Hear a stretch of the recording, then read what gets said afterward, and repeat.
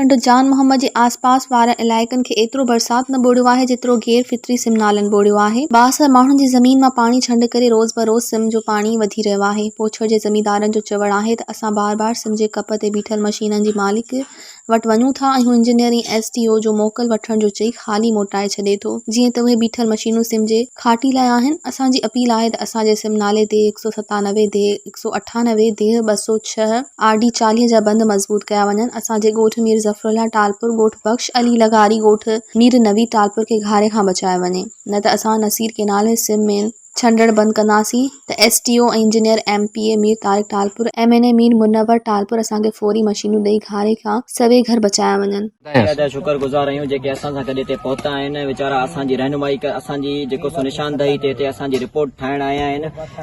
ही तव्हां ॾिसी रहिया आहियो नसीर वाह सां गॾु गैर तौर ते फितरी सिम नालो निकितल आहे, जेको नसीर वाह सां गॾु ई गॾु मुकम्मल देह 198 देह 197 जो मुकम्मल आबादी खे निस्तो नाबूद करे नसीर वाह 15 फुट मथे है। नसीर वाह खां 15 फुट जेको सो हेठि आहे सिम नालो, ऐं हिन जी माप इलाही मथे रखी वई आहे, पर ही जेको ठेकेदार आहे नाहिल ठेकेदार नाहिल। मुजाहिद कायम खानी हिते मूं वटि ठेके में मशीन आहे।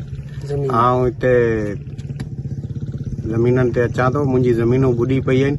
सेम नाले जी का खाटी कोन्हे, को पटड़ी कोन्हे, ॾींहुं राति हारी हिते सुता पिया आहिनि, चौकी पिया ॾियनि ऐं मशीननि को कमु कोन कयो आहे।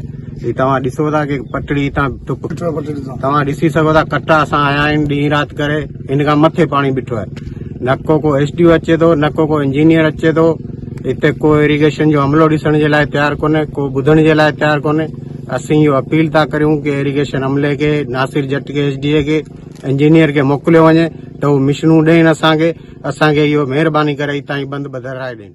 मज़ीद ख़बरनि ऐं तफ़सीलात लाइ विज़िट कयो असांजी वेबसाइट www.awamiNewsHD.com ऐं ॾिसंदा रहो अवामी न्यूज़ HD।